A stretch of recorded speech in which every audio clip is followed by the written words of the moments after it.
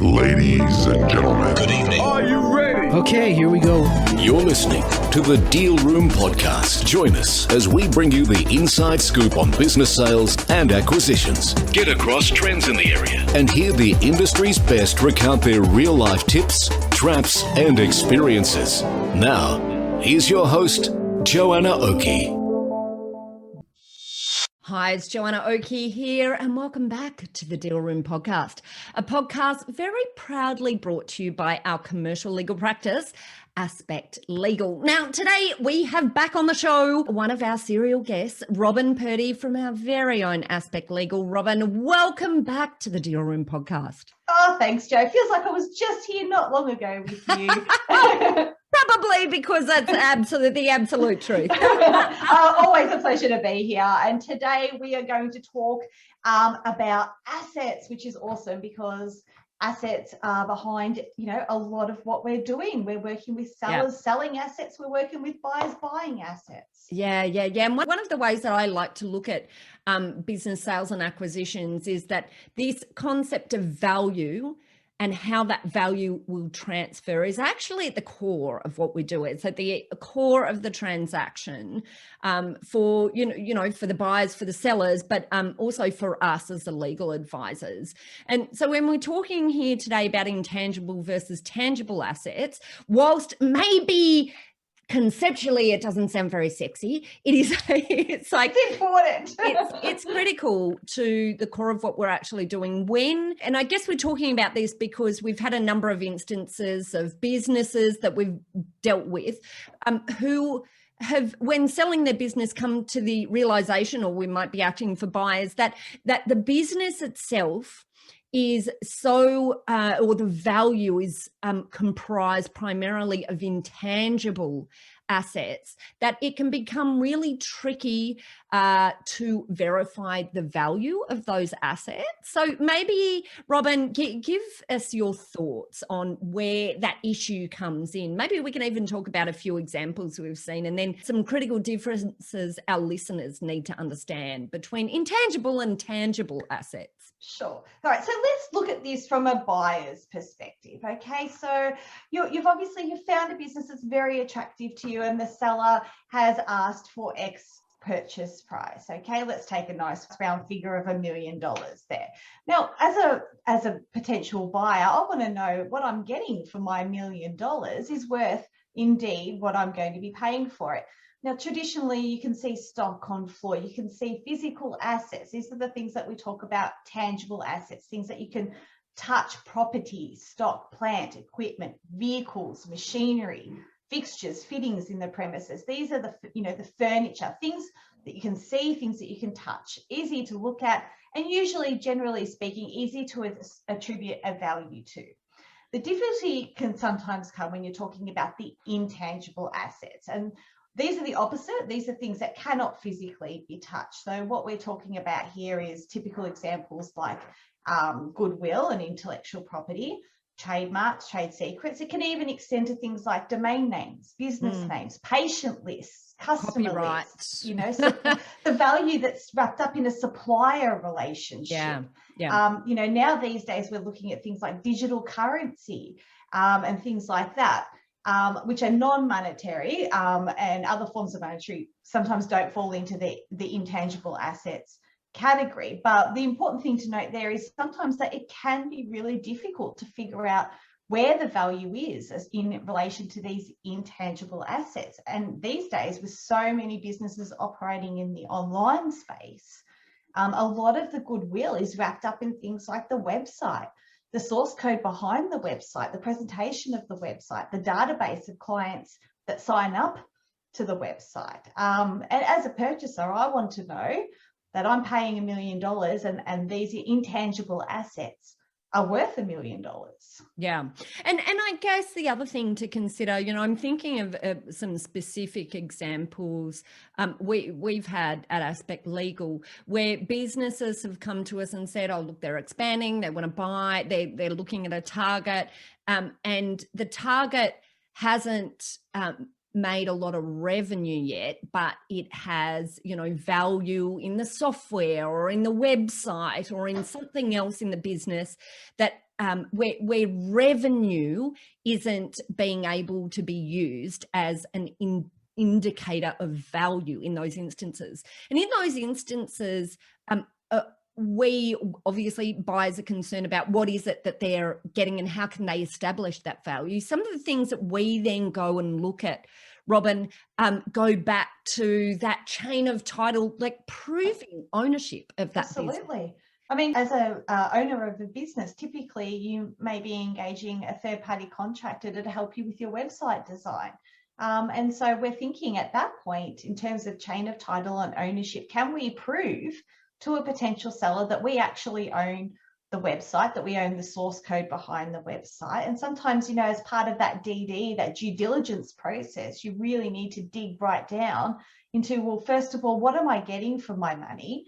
And second of all, how do I know that the person selling it to me actually has the right to sell it to me? The last thing I want to do as a buyer is pay $1 million only to find out later down the track that I don't own what I thought I did own because it's actually owned by a third party. Yeah, absolutely. So I guess it comes down to a number of things there for intangible assets. There's number one, digging into the value through due diligence. And some of those things that we've talked about, the need to get into the contracts that have, comprised the creation of those intangible assets. And then the second component is our sales contract. So where does our sales contract come in, do you feel, Robyn? Well, I think within the sales contract itself, that's typically where you're identifying what actually is being sold with the business. And so we want to make sure that we're including there identification properly of both the tangible and the intangible assets, what we're seeing as included in the business.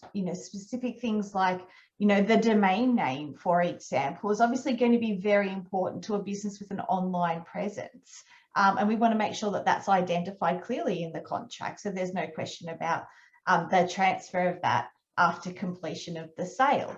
And then similarly, when you're talking about allocation of the purchase price, and this is where you'll need to consult with your accountant, financial specialist, to make sure that any financial records that is being provided as part of the due diligence process are accurately reflecting the value that's being attributed to both the tangible and the intangible assets correctly, because the Australian accounting standards requires buyers to allocate, part of the consideration for the assets and the liabilities, and includes both tangible and intangible assets for those financial reporting purposes. And that's always going to come down to, well, what does the contract say in that respect?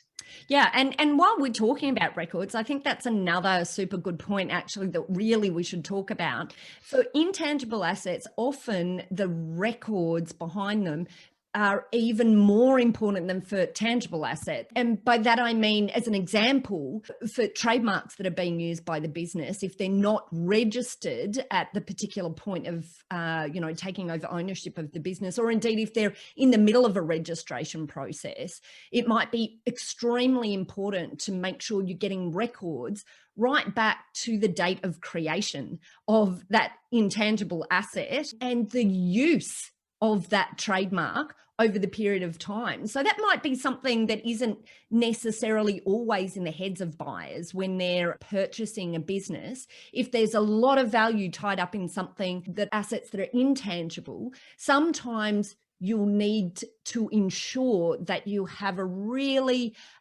rigorous consideration as to the records that you need to be taking over as part of this sale that might be above and beyond what might normally be thought about for tangible assets. Absolutely. I mean, and another example in that respect, Jo, can simply come down to, in terms of ownership, you might have a situation where the business is owned in a family structure by a trust with a proprietary limited company as trustee, who's operating that business on behalf of the trust. But yet the trademark application was made in the director's own personal name, or the domain name is held in the personal name as opposed to the company name. Similar examples exist elsewhere, so we want to make sure during that due diligence process that we're identifying who the proper owner is, so that that can be reflected accurately in the contract. In some situations, it may be necessary for transfers to take place before the contract is actually signed, so that the vendor owns everything. Or you may need multiple vendors in a contract to make sure that everybody is appropriately selling the assets that they own to the potential buyer. That's such a good point. And this is another reason why businesses who are looking to sell in the future should absolutely seek legal advice from lawyers who understand this business sale and acquisition environment and understand what a buyer will be digging for when there's a high value in intangible assets in the business that's being sold. Because in many instances, we've had to go back and, in order to properly prep businesses for sale, go and fix up some of these anomalies or some of these potential issues that might be sitting there in the business. The reality is that the earlier this is done, the better, because sometimes there is a lot of mop up to be done. Yes, and it can even, separately to that issue, another consideration there, in some states and territories in Australia, stamp duty is payable on sales of businesses. And the allocation of the purchase price to intangible versus tangible assets can affect what the dutiable value of the business is, which ultimately can then affect the amount of stamp duty that's payable. So, making sure that we identify very clearly at the beginning what those assets are and what value is attributed to them in terms of the allocation of the purchase price itself can give everybody a really clear picture about those sorts of things going forward. The last thing anybody wants is an unexpected stamp duty liability that they haven't budgeted for. Yeah, absolutely. And then I guess rounding out as well, the other area that we should talk about is warranties within the contract, because usually the other element that will be quite important for intangible assets is how the contract sets up the warranties by the seller. And from the sell side, you'll want to understand the implication of these warranties, because many sellers don't fully understand the implication of the warranties, and they may not understand the breadth of the implication of those warranties. And the second part is, as a buyer, you want to understand what are the warranties that you really need to be putting in there to protect your investment. So it's, it's important from both sides of the fence for both your buyer and your seller to understand the difference between intangible assets to tangible assets and what that means in the warranties at the end of the day. Yes, absolutely. I mean, sometimes with intangible assets, by their very nature, it may be very difficult to clearly identify a chain of ownership, and that's where warranties and representations are going to become really important. We would hate to see a situation where the customer list is, as far as the purchaser is concerned, is owned by the vendor. And then it actually, comes to light further down the track that wasn't the case, and the customers are not owned as part of the business. Look, it's not something that we see every day, but it does happen. And from our perspective as legal advisors and as your professionals, we're here to help you avoid these pitfalls, avoid these traps, and make sure that we're identifying these sorts of issues at the very beginning of your transaction, so we can see you through to a really smooth completion.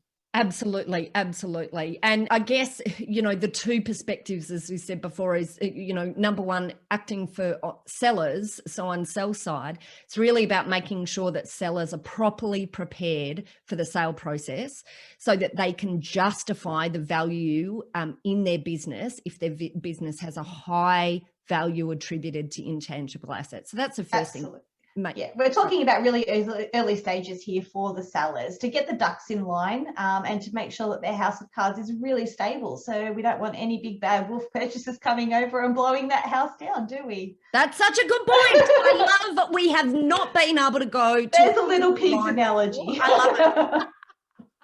And then on the buy side, obviously, it's about the importance of, lots of buyers come to us with a lot of emotion in their deal. And you know what? We're emotional about deals too. We want to make it happen. But it's about helping to direct the buyers to understand how is it that you can provide some sort of certainty that you're going to get the value in these intangible assets when you're taking over the business. And we've talked a lot about the background of intangible assets. Just one thing I want to add in from a buy side, the other sorts of things that you want to be looking at, and it's useful to understand from a sell side as well, because this is what you need to make sure is in order, are other contracts that may not be seen to be even part or related to the intangible assets. And when I say that, I mean, as an example, employment agreements are one of those sorts of contracts, because if you have if there's a lot of value in the client base and you have employment agreements of key staff where they don't have restraints in relation to taking the clients, and there's a risk that they might not continue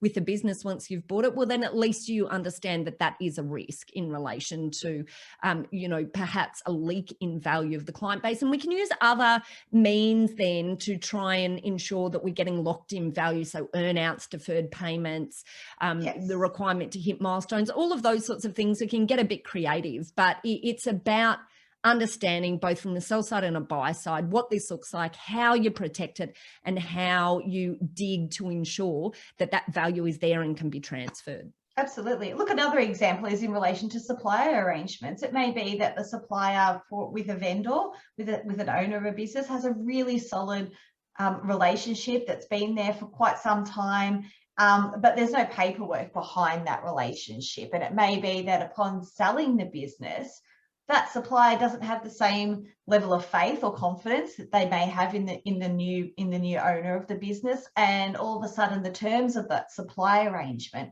are not as favourable, or they no longer want to supply.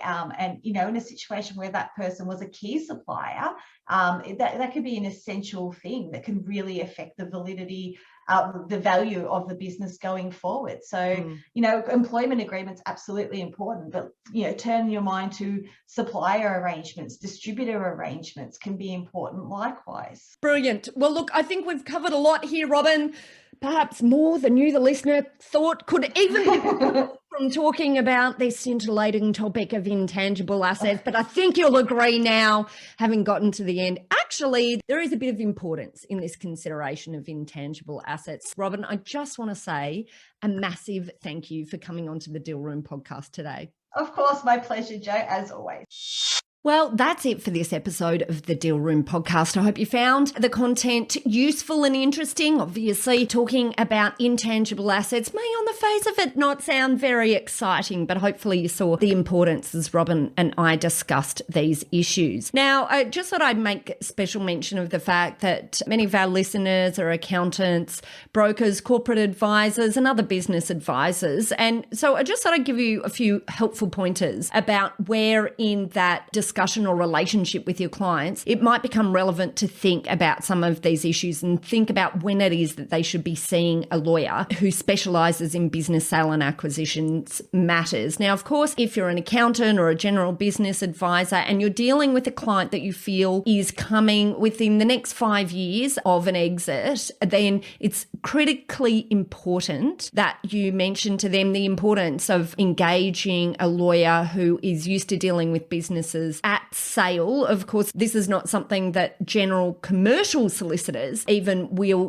deal with on a daily basis. It is a bit of a specialised area. And so some of the considerations of what businesses need to be doing in advance to prep themselves for a sale are something that they may not really have thought about before. And certainly when we're looking at businesses where a lot of the value is held in intangible assets, it is of critical importance that they're getting advice as early as possible on how to set the business up in order to be able to withstand the critical eye of a buyer in the future at some point. And for brokers or corporate advisors, of course, if you're working with businesses that are coming to you at the point of sale to look at finding a buyer for them, it's also critically important that they engage with a specialist lawyer early in the process. So while you're getting them ready for sale from a commercial perspective, we're getting them ready for sale from a legal perspective, because there's a lot that can be done if we can get in before the point that we actually have a commercial terms document or heads of agreement, before the buyer is found, essentially. Of course, if we're coming in at the point where the buyer is found, sometimes there's still a lot that we can do to assist a seller in making sure that they can make it through that due diligence process or that buyer scrutiny, even with intangible assets. But the general advice is the earlier, the better. Well, anyway, I hope you enjoyed what you heard today on the Deal Room podcast. If you'd like more information about this topic, then just head over to our website at thedealroompodcast.com, where you'll be able to download a transcript of this podcast episode if you'd love to read it in detail. Just as a warning, It is automatically transcribed. So while it gets a light review, you might find a few typos here and there, but it's an automatic transcription. So bear with us if you want the transcript. There on our website, you'll also find details of how to contact our lawyers at Aspect Legal if you or your clients would like to discuss any legal aspects of sales or acquisitions. We've got a number of services to help guide businesses through the sale and acquisition process, and we'd love to work with you or your clients. Wonderful. And finally, look, if you enjoyed what you heard today, don't forget to hit subscribe on your podcast player in order for us to be delivered each week to your favorite podcast listening device. And of course, we'd love you to leave us a review if you enjoyed what you heard. Well, thanks again for listening in. You have been listening to the Deal Room Podcast, a podcast proudly brought to you by our commercial legal practice, Aspect Legal. See you next time.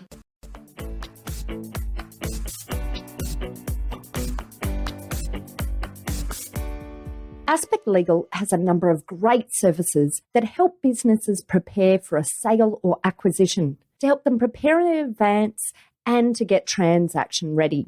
We've also got a range of services to help guide businesses through the sale and acquisitions process. We work with clients both big and small and have different types of services depending on size and complexity. We provide a free consultation to discuss your proposed sale or acquisition. So see our show notes on how to book a time to speak with us, or head over to our website at aspectlegal.com.au. Ladies and gentlemen. That will conclude this evening's entertainment.